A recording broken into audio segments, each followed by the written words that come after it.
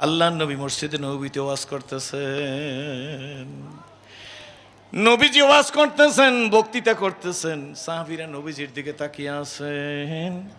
এমন সময় নবীজি দেখে ডান দিকে ওয়ালের সাথে পিঠ লাগাইয়াম, হাত দুইটা আঙ্গুলের মধ্যে আঙ্গুল দিয়াম, মাথার পিছনে দিয়া মানুষ যখন চিন্তিত হয় এইভাবে করে, মাঝে মাঝে আঙ্গুল চিবাইতেছে, আর একটা জোয়ান ছেলে নবীজির ওয়াজ শুনতেছে। আমার নবীজি যখন কাঁদে ওই ছেলেটিও কাঁদে, নবী যখন মুস্কি হাসে গো ছেলেটিও মুস্কি হাসে। আর নবী যদি মুস্কি হাসি দিত গো, পূর্ণিমার চাঁদ নবীজির চেহারার সামনে হার মাইনা যাইতো। সময় এলে তিরমিজির মধ্যে আছে না, নবী যদি মুস্কি হাস দিত, নবীর দাঁতের কিঞ্চিত যদি দেখা যাইতো, মনে হইতো গো আমার নবীজের যেন মুক্তা দিয়া দাঁত বানাইয়া দেওয়া হইছে।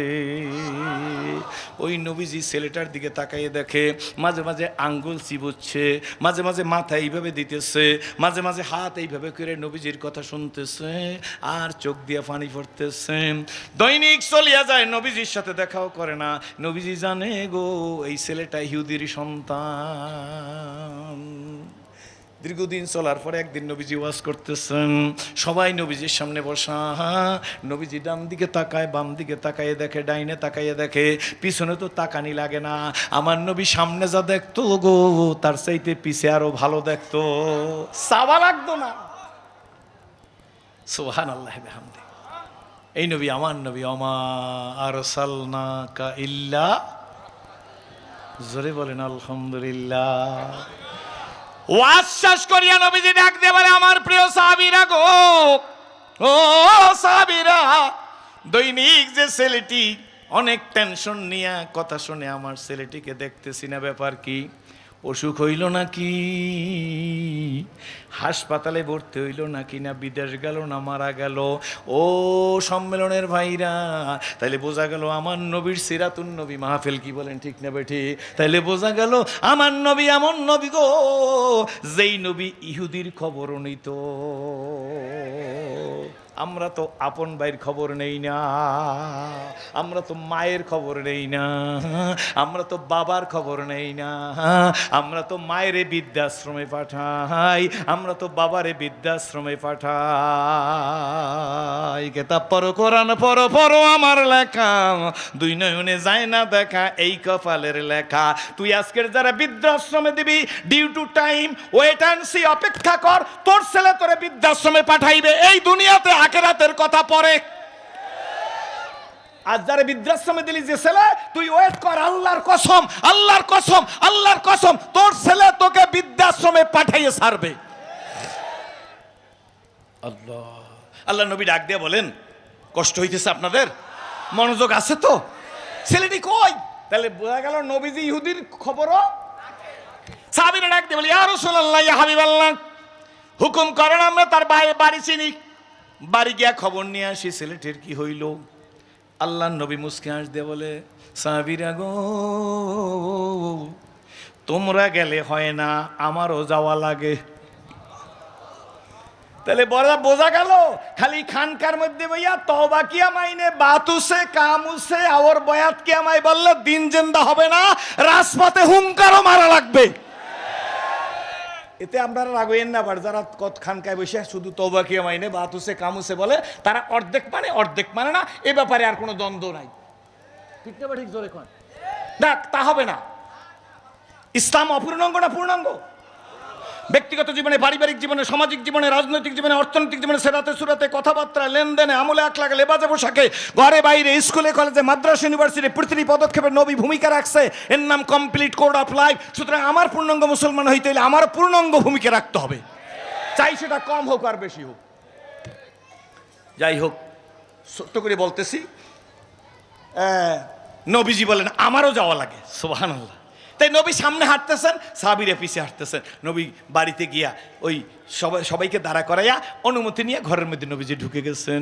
ঘরের মধ্যে ঢুকে দেখে ছেলেটি শোয়া অসুস্থ, আর ছেলের বাবা নবী আজ করতে পারছেন এ বাবা হবে।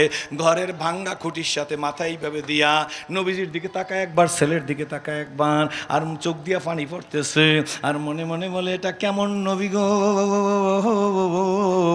আমি ইহুদি, আমার ছেলে ইহুদি, আমার ছেলে অসুস্থ হয়েছে, রহমতের রাসূল আমার ছেলেকে দেখতে আসছে।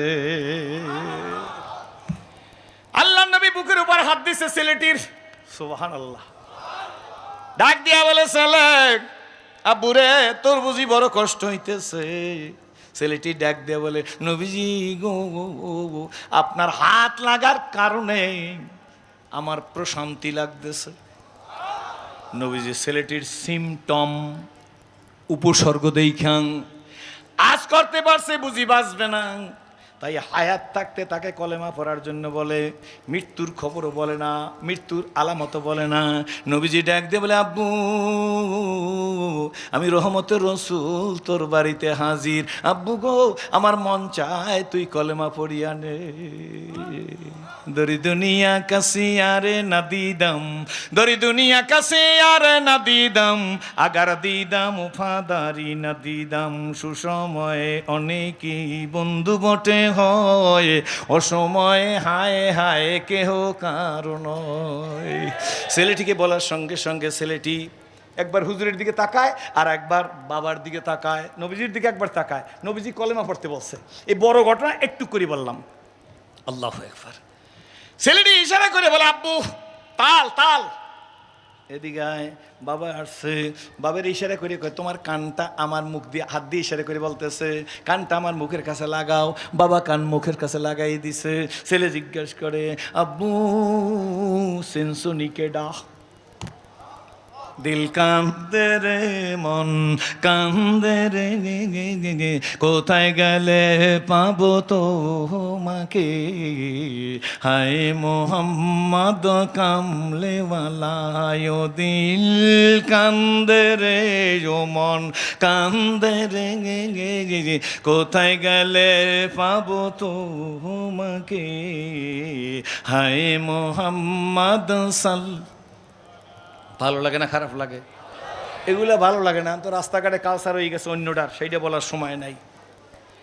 ডাক দিয়া বলে, আব্বু সিনসুনি। আল্লাহু আকবার। কিডা সিনসু? বাপে কাঁদতেছে। আব্বু কাঁদো কেন? বাপে কোনো কথা বলে না। ছেলে ডাক দিয়ে বলে, আব্বু এই সোনার মানুষটা আমাকে কলেমা পড়তে বলে, তুমি অনুমতি দেবানি? আমি কলেমা পড়বনি। ছেলের বাবা ডাক দিয়া বলে, ছেলে আমি তোর জন্মদাতা বাপ হইতে পারি গো, তুই তারে কতটুকু চেনো আমি জানি না। এ পৃথিবীর মালিকের কসম করিয়া বলি গো, আসমানের নিচে জমিনের উপরে ওনার চাইতে ভালো মানুষ আর কেউ নাই। তুই আমার কথা শুনিস না, ওনার কথা শোন। বলার সঙ্গে সঙ্গে ছেলেটি হাত বাড়াই দিছে নবীজির হাতের সাথে। আল্লাহ নবী কলেমা পড়াই দিছে। কলেমার শব্দ শেষ, ছেলেটি মারা গেছে। আল্লাহ নবী কেঁদে ফেলছেন, চোখের পানি ছেড়ে দিয়ে নবীজি বলে, সাহাবীরা গো, গোসল দাও, কাফন পরাও, আমি নবী ওর যারা যারা ইবাদতি করব। হযবা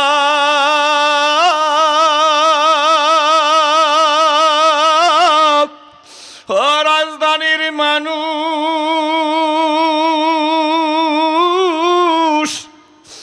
বাবারে কপাল যদি ভালো হয়, কি ভালো, আমি ছিলাম জাহান্নামের আসামি, আমি ইসলামের ঘরে হই না। আমি যদি কলেমা না পড়িয়া মারা যাইতাম, দুনিয়ায় দাউ দাউ করিয়া আগুন জ্বলতো, তার মধ্যে আমারে জ্বালাই দিত। কিন্তু আমার মালিক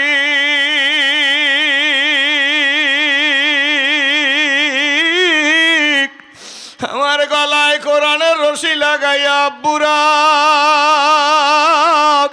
এই ঐতিহাসিক আশিক মা সম্মেলনের তৃতীয় দিনে স্টেজে বসাইয়ে দিছে। এইটা সেরাজির অবদান না, এইটা আমার মালিকের ভালোবাসার খেলা। আল্লাহ নবী জানাজা পড়াইলো। ওই ইহুদি ছেলেটা কিন্তু একটা সেজদাও জীবনে দিয়ে যায় না, সুযোগ পায় নাই। আল্লাহ নবী ডাক দিয়ে বলে, লাশ নিয়ে আসো। রহমতের রসুল কবরের মধ্যে গিয়া দাঁড়াইছেন। কাটতে সিটটা বললাম, হাত দিয়া বলে, দে দে দে লাশ আবার কোলে দে। আল্লাহ নবীর হাতে দিছে। নবীজি বুকের সাথে লাগাই আকাশের দিকে তাকাইয়া কাঁদতেছে। সাহাবীরা কাঁদে, হায় রে। নবীজির ডানে, নবীজির বামে, নবীজির সামনে, নবীজির পিছে থাইকা যুদ্ধ করি গো। কিন্তু নবীজির বুকের সাথে লাগার সৌভাগ্য এখনো পাই নাই। এই ইহুদির সন্তান কি নিয়ে আসলো কপালে। আমার নবীর বুকের সাথে লাগা, নবীজির চোখ দিয়া পানি পড়তেছে। নবীজি কাঁদে, সাহাবীরাও কাঁদে। আল্লাহ নবী এমনি করে একটু ডান দিকে আর বাম দিকে তাকাইছে, একটু মুস্কি হাসি দিল, আর দেরি করলো না। লাশ কবরে রাইখা নবী কবর থেকে উঠে গেছে। সাহাবীরা আইসা বলি, ইয়া রাসূলুল্লাহ, ইয়া হাবিবাল্লাহ, আমার আব্বা আমার আম্মা আপনার কদমে কোরবান। নবী গো জানতে চাই আপনি কাঁদতেছিলেন, হাসলেন কেন? আল্লাহ নবী ডাক দেখা, সাহাবীরা গো শুইনা রাইখা দাও, আমি যা দেখি তোমরা তা দেখো না, আমি যা বুঝি তোমরা তা বোঝো না। সাহাবীরা গো, আমি তার মর্যাদার কারণে বুকে লাগাই আকাশের দিক তাকাইয়া কাঁদতেছিলাম। ডান দিকে তাকাই দেখি জান্নাতি হুরেরা মুক্তার মালা দিয়া তার গলায় পরাইয়া দেওয়ার জন্য আসতেছে। আমি নবী জান্নাতি হুরদের পায়ের মল পর্যন্ত চোখে দেখছি। আল্লাহু আকবার। বাম দিকে তাকাই দেখি হুরেরা তার গলায় মালা দেওয়ার জন্য আসতেছে। কিন্তু আমি নবীজিরে দেখে লজ্জা পাই। এই কারণে আমি যখন ডানে তাকাই তারা অন্যদিকে তাকাইয়ে থাকে, তাদের দিকে তাকাইলে এই জন্য আমি আর থাকতে পারি নাই। তার লাশ কবরে রাইখা আমি উঠে এসছি। ও রাজধানীর মানুষ, সেই জন্য এমন জীবন তুমি করো এ গঠন, মরিলে হাসিব আমি কাঁদিবে ভুবন, গোজাসতে জবা না ফেরাতা নেই। যুবক সোনামণিরা, টুপি ছাড়া আসছো বাবা, কোনো সমস্যা নাই, তোমাদেরকে welcome. Not welcome but most welcome. আয় বাবা, জীবনে যারা একটা শেষ দাও নাই। আমি গ্রাম দেশের মানুষ, তোদের পায়ের উপর হাত দিয়ে বলি, আমার মালিকের ধর, ধরার মতো ধর। কে কে ধরবা দাঁড়াইয়ে দেখাও। যুবকেরা কে কে ধরবা দাঁড়াইয়ে দেখাও। কে কে আমার আল্লাহরে ধরবা। আল্লাহ তুমি কবুল করো করো। এই আলমাদিনা বসেন। আলহামদুলিল্লাহ, এই ফাউন্ডেশনের সিরাত মাহফিল একটা ইনস্টিটিউট। জোরে বলেন আলহামদুলিল্লাহ। এই ফাউন্ডেশন যদি আবার বেঁচে থাকি কথা বলবো। আমার কথা প্রায় শেষ, সুযোগ নাই। আমি সেরাজি আপনাদের কাছে আসছি, সব কিছু শুনছি। কয়েক লক্ষ টাকা এই ফাউন্ডেশন দেনা আছে। এই মাঠটা রিকুইজিশন নীতি 1 লক্ষ টাকা প্রথম জমা দেওয়া লাগছে। আমি যাওয়ার আগে হাতটা পাতবো। আমার স্টেজে বড় বড় আল্লামারা বসা আছেন, বড় বড় কোটি কোটি টাকার মালিকরা আমার সামনে আসছেন। আমি হাত পাতলাম এদের ঋণ মুক্তির জন্য, ইসলামকে জমিনে জিন্দা করার জন্য। বাকি বকায় না, আমার হাতের মধ্যে 5,000 টাকা, একটা 2,000 টাকা, একটা 1,000 টাকা, একটা 1,000 টাকা নোট সেরাজি হুজুরের হাতে দেবো। কারা আসতে পারবে আমার কাছে? 1,000 টাকা ঢাকায় নও মুসলিম যদি নিজের জন্য চাইতো, 5,000 টাকা নও মুসলিম যদি চাইতো, এই স্টেজে